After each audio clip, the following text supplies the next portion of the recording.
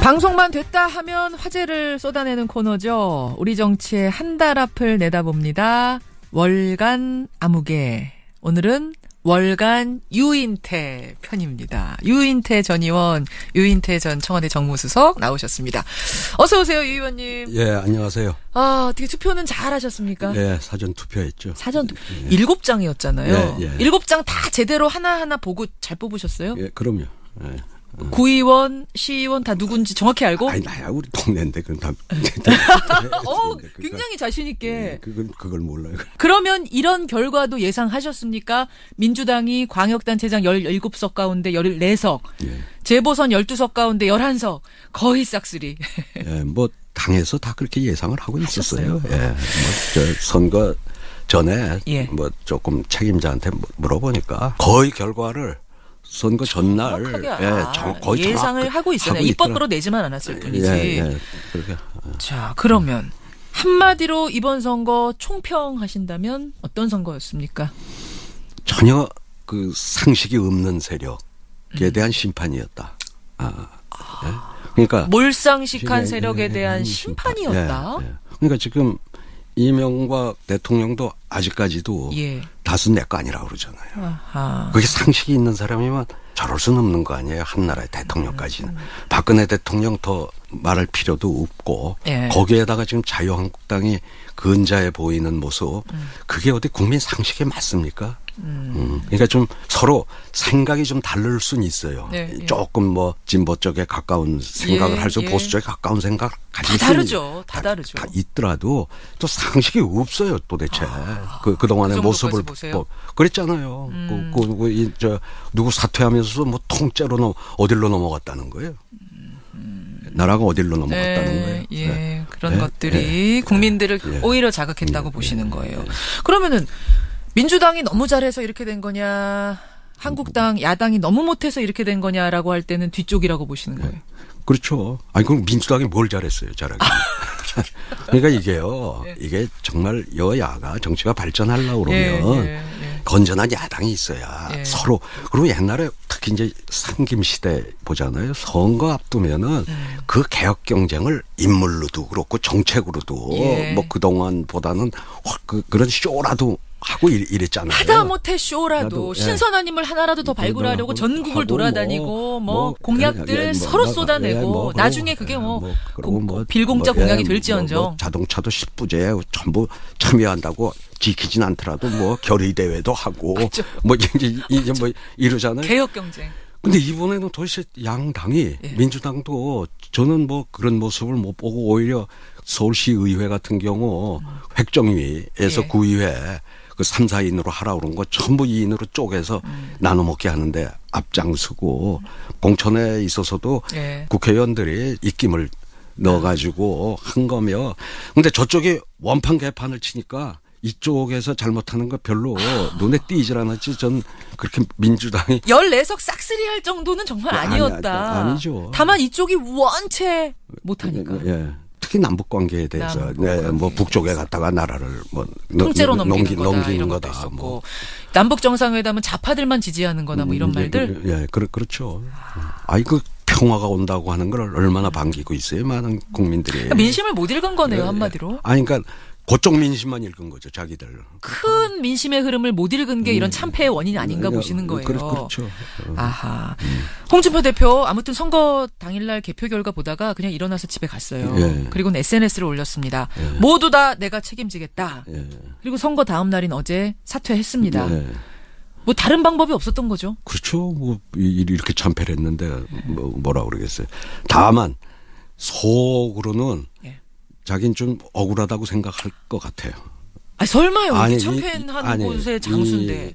어차피 이렇게 망할 선거였는데 가령 딴 놈이 뭐 대표였으면은 이거보다 얼마나 잘 됐겠냐. 그리고 대통령이 탄핵을 당하고 그동안에 그런 국정농단이라고 하는 게 백일화에 드러났잖아요. 그 친박 의원들 사퇴한 사람 하나 있습니까? 지금도 그 마지막에 그 당에 지금 공천이라고 하는 거는 어쨌든 그 진박 감별사들이 공천한 거 아닙니까? 전권을 가지고. 결국은.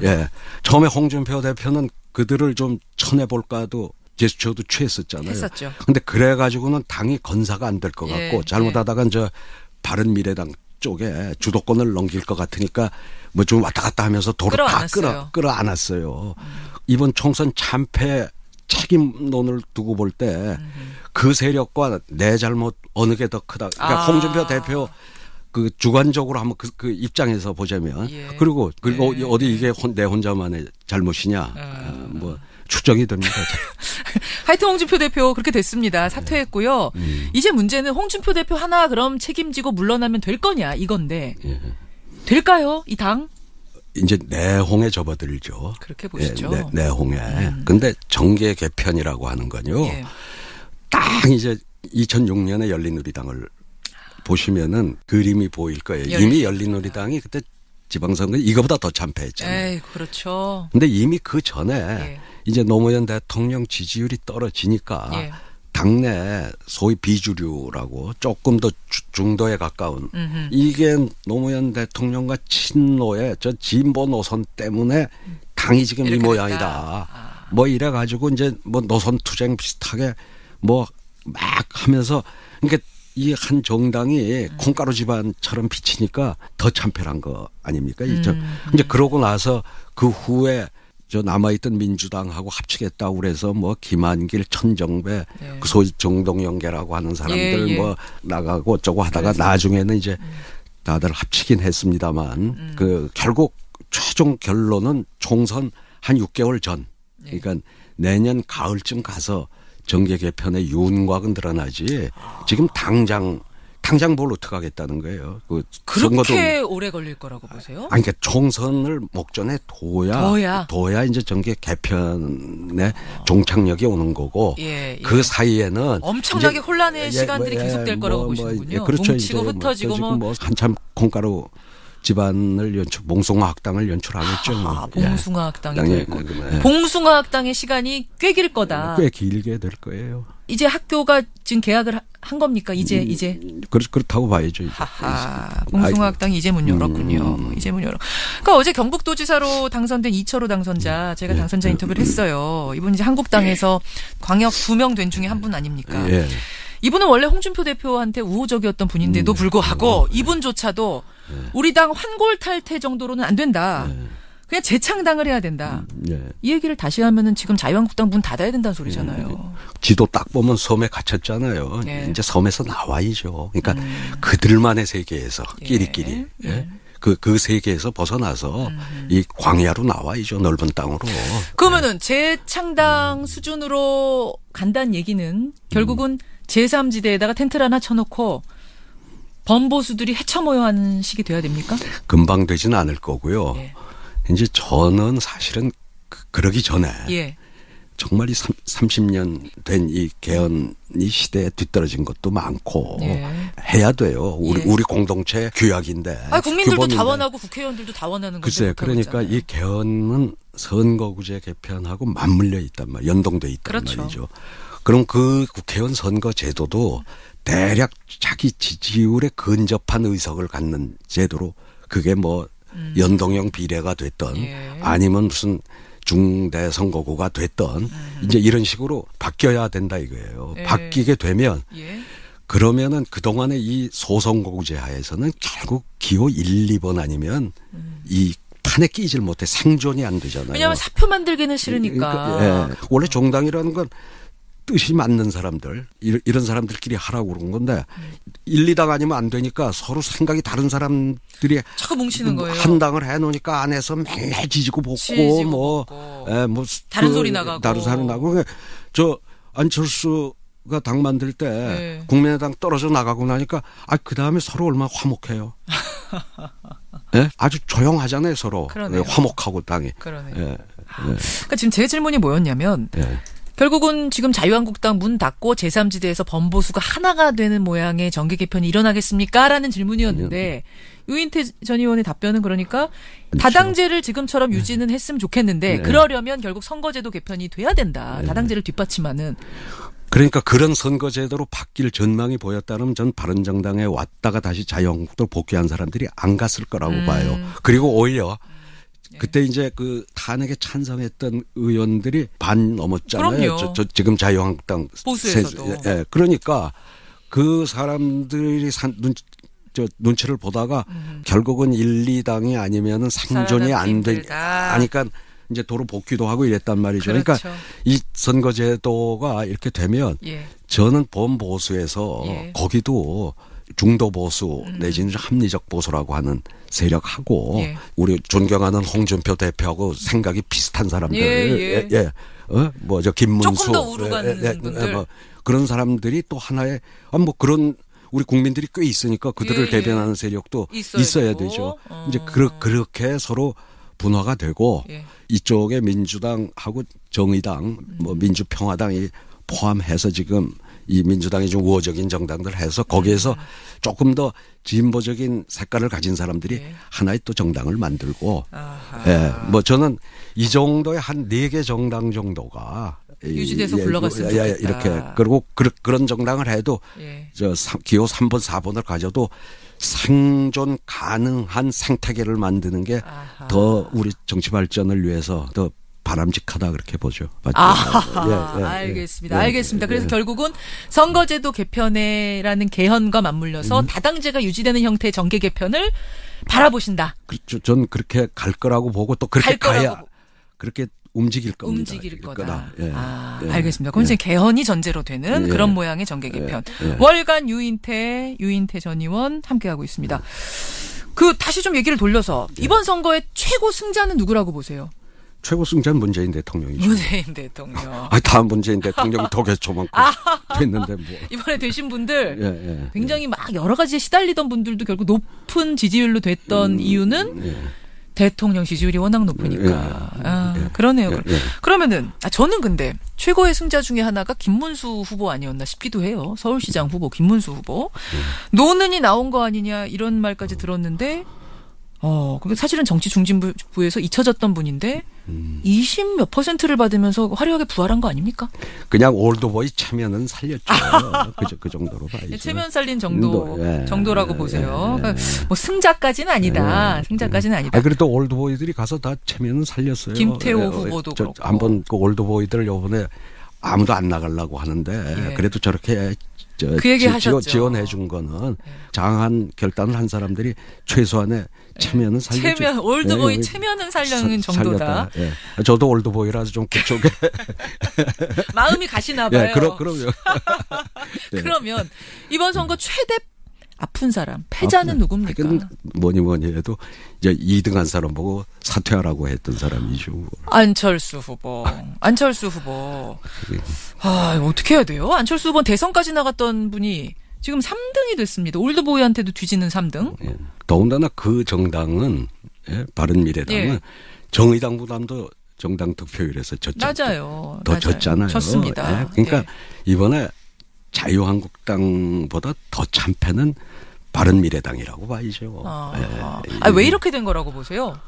안철수 후보. 원래 이제 이 중도가 우리 선거에서 그리고 어려워요. 기호 3번 그런 당을 많이 해봐가지고 제가 전문가시죠? 잘 안다고 그랬잖아요. 원래 생존이 어려워요. 어려운 데다가 두 당이 합쳐가지고 거기서도 무슨 공천을 놓고 그러니까 국민의당에서 온 사람들하고 또 바른정당에 있던 사람들하고 가령 이번에 남북회담이나 이걸 바라보는 시각에도 상당한 격차가 있죠. 그게 노출이 되고 그러니까 저 보수에서 뭐 조금 합리적인 보수가 찍어줄래니 저기는 뭐 어디 조금 이상한 친구들이 햇볕 정책 지지하는 사람들이 있네 이렇게 되는 거고 햇볕 정책 지지하는 사람 쪽에서 볼 때는 아니 뭐 저쪽에 뭐야 유승민 대표 같이 저 북한에 대해서 안보 중시하는 저런 뭐 안보 얘기만 하는 사람이 있네 뭐 이런 그리고 그리고 안철수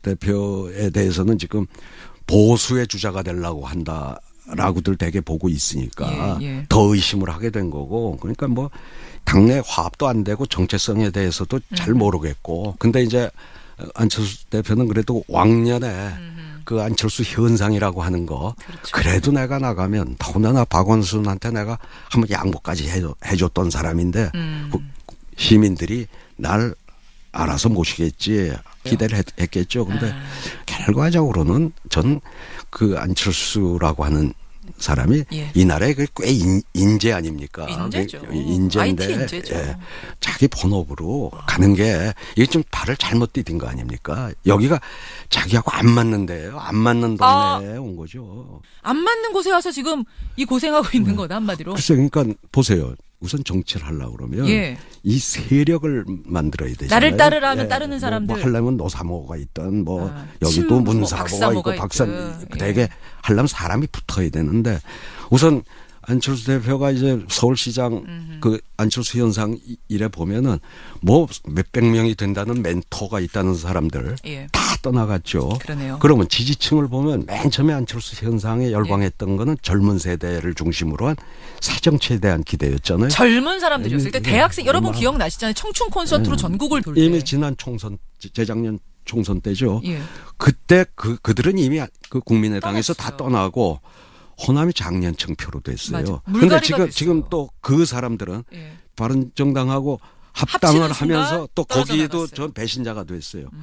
벌써 몇 해 되지도 않는데 도와주려고 왔던 사람들 다 떠나 지지층도 계속 가. 그러면요. 그건 안철수 대표가 여기 전혀 천성에도 안 맞고 그 중요한 인재가 예. 그 공동체를 위해서 더 봉사하려고 그러면 예. 그쪽으로 가는 게 본인을 위해서도 좋은 거 아닌가. 그러니까 이거는 지금 뭘 폄하를 하려거나 글쎄. 뭐 비아냥의 어조가 전혀 아니란 걸 제가 지금 눈을 보면서 느낍니다. 그래서 참 안타까워요. 정치 선배로서 좀 안타까운 마음이 드신다는 이런 뜻이죠. 여기 잘못 뛰었잖아요. 여기에 적성이 안 맞아. 여기가 소위 뻘밭이라고 그러는데 와서 뻘밭 뒹굴기에는. 그래요. 이 뻘밭이라는 노무현 대통령 용어예요. 뻘밭에 여기 와 보니까 진짜 뻘밭에서 좀 굴러보셨어요, 유인태 의원도? 저야 뭐 오랫동안 굴러. 적성 맞으세요, 유 의원은? 뭐 그래도 맞으니까 뭐 지금까지 버텨온 거죠. 여태 부르신 거예요. 네, 그런. 알겠습니다. 지금 안철수 위원장 일단은 미국 갈 것 같아요. 딸 유학하고 있는 딸 무슨 졸업식인가 뭐가 있어서 갈 것 같고 무엇이 부족했고 무엇을 채워야 할지 이 시대에 제게 주어진 소임이 뭘지 나 깊게 고민하겠다. 이게 지금 남긴 말이거든요. 정말 소임이 뭔지 남은 인생을 정말 이 나라와 민족을 위해서 내가 뭘 하는 게 정말 기여할 건지 잘 생각해 보길 바라요. 잘 생각해 보고 뭐 본인이 결정할 문제지만 유인태 전 의원의 추천은 여긴 아니다. 저만 그러나요? 뭐 이쪽 뻘밭에 있는 사람들 대부분이 그렇게 생각을 하던데. 그리고 그 안철수 후보와 가까웠던 사람들의 공통된 견해예요. 알겠습니다. 이거는 아무튼 유인태 전 의원 생각입니다. 안철수 위원장은 또 다른 생각할 수도 있고 뭐 다른 의견이 또 있을 수도 있지만 여하튼 그렇게 생각하신다.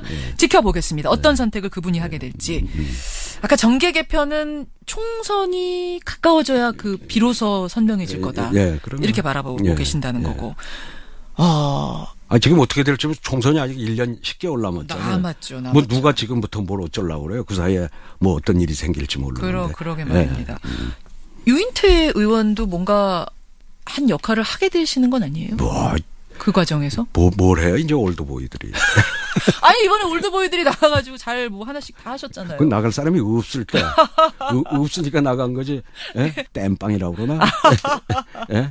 유인태 전 의원, 정두원 전 의원, 우리 월간 하시는 이런 분들이 또 이 정계 개편의 회오리 속에서 뭔가 한 역할씩들 하시는 거 아닌가 저는. 아니면 고개 절레절레. 그래요. 지금 젊은 애들이 해야죠. 알겠습니다. 이번 선거, 이번 6.13 선거 우리가 뭐 짧은 시간 안에 다 분석할 수는 없습니다만 유인태 전 의원이 깊은 내공으로 보는 큰 흐름을 한번 정리를 해봤습니다. 어쨌든 이제 정말로 다수가 된 정말 싹쓸이에 가깝게 한 여당도 잘해야 되고 더 잘해야 되고 그래야죠. 참패한 야당들도 민심이 뭔지 정말 깊게 고민하고 더 잘해야 되고 조언 한마디 해주세요. 정말 겸손한 자세로 민주당에 대한 조언은 일단 겸손하라. 그리고 야당도 마찬가지입니다. 이렇게 정치하다 보면 열린우리당 때 우리는 이거보다 더 참패를 겪고 했어도 결국은 이 국민을 믿고 국민을 바라보고 긴 호흡으로 하면 다시 또 기회가 옵니다. 환골탈태, 쇄신 끝없이 하면 개혁하면 국민들이 그거 알아줄 거다. 반성도 하고 뭐 이래야 되겠죠. 그래요. 여기까지 월간 유인태 6.13 선거 결산을 해봤습니다. 유인태 의원님 고맙습니다. 네, 감사합니다. 월간 유인태였습니다.